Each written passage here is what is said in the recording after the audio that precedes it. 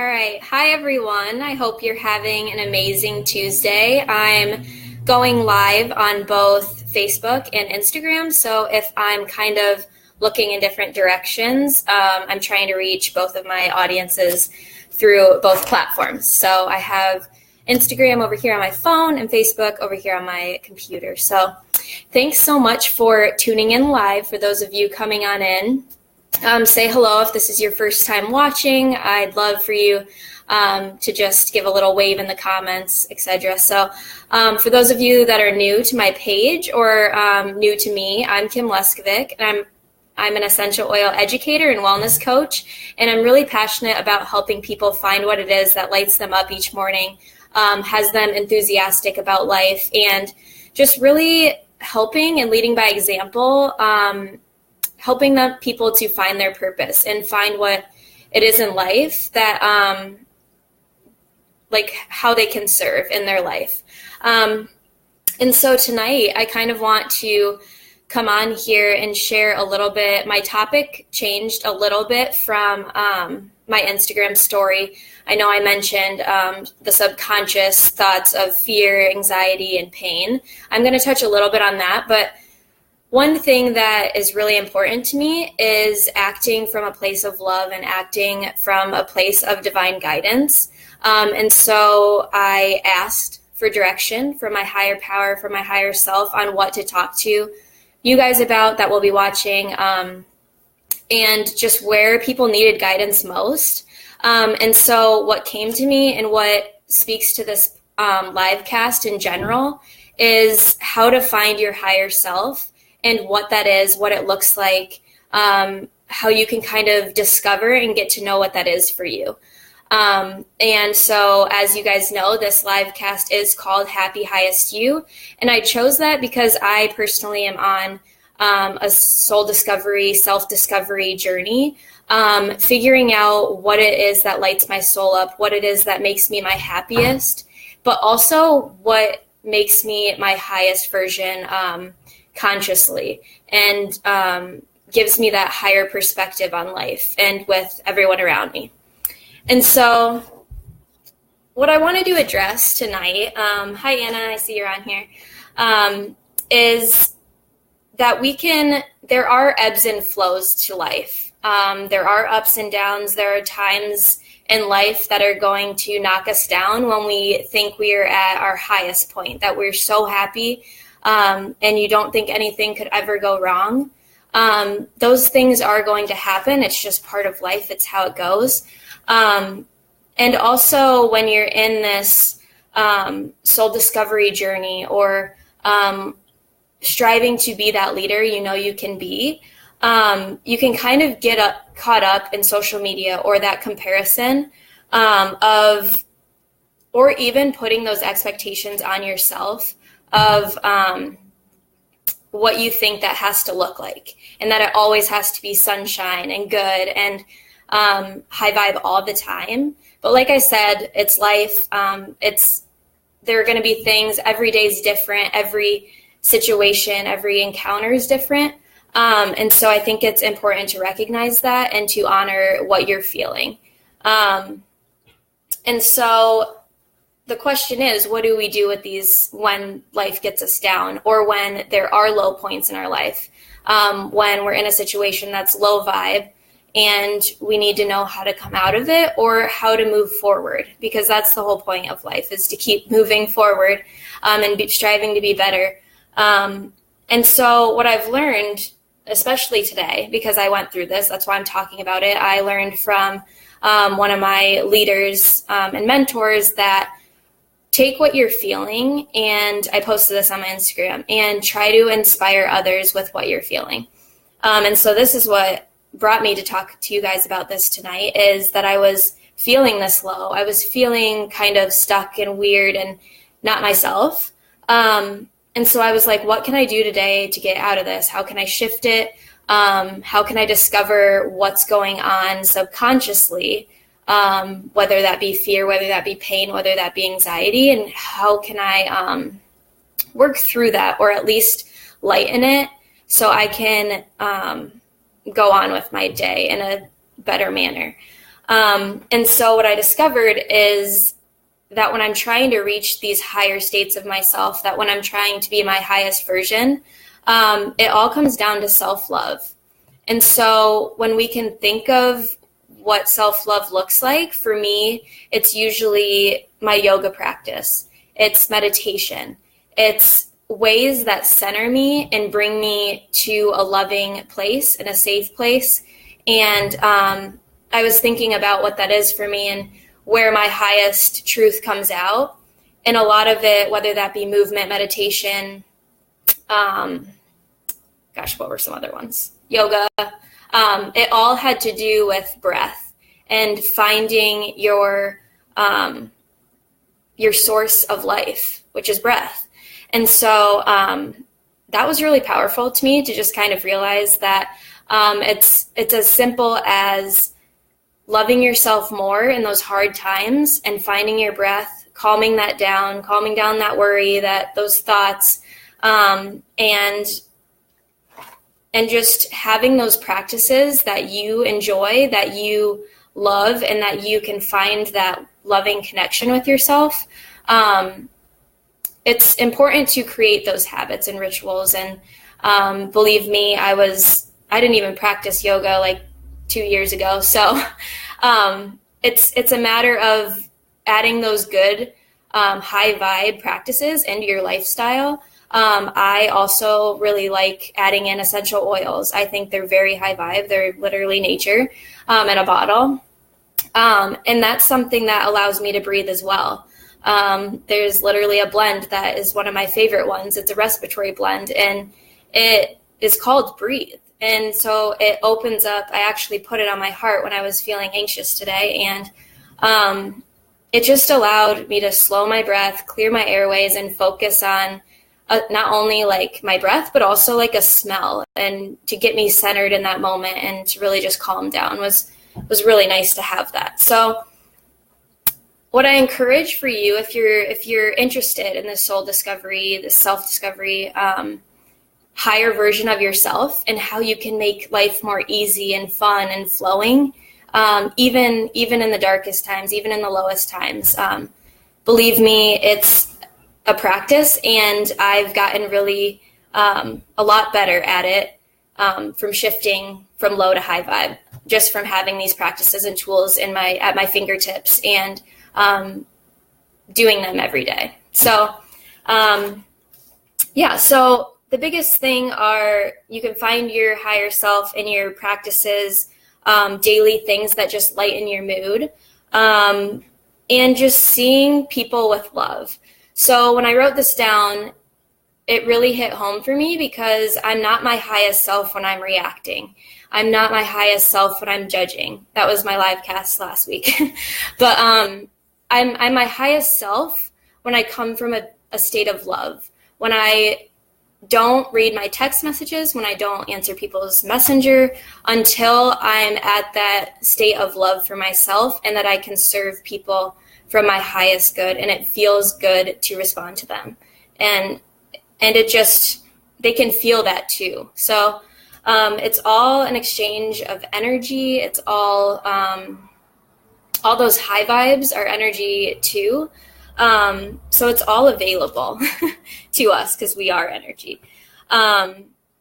So the important thing when you are in these low times too, is knowing and discovering this version of yourself. So it's taken me multiple directions in finding what it is that lights my soul up, whether that be dance marathon in college, or running in high school, or now it's yoga and essential oils and serving others by teaching this lifestyle. So it's knowing that person is there, and that establishing these practices so that when you do reach that, you can reach out to her. You can reach out to yourself. Like literally today, I went in the bathroom and I literally hugged myself. And believe me, it takes time to do this and be able to do it effectively. But to look at yourself in the mirror and tell yourself that everything's going to be okay. So that's a really cool practice that I've developed too, is affirmations and actually talking to myself like I'm a person, like that I'm connected with myself. I don't know if that's making sense, but it makes sense in my head. Arthur asked where do you get your oils? I get them from doTERRA. I actually am an essential oil coach for doTERRA. So I would love to connect with you if you're interested in learning more about them as well. We have a whole Facebook group associated to essential oils and a community for support and like lifestyle tips. So so this higher self that I'm talking about is available to all of us. It's available the more we are willing to get to know them. And the more we do get to know them, the more we have that availability to choose them again. And this is what can save us, guys. This is what has saved me and helped me progress forward, like I said, way faster than I ever could before.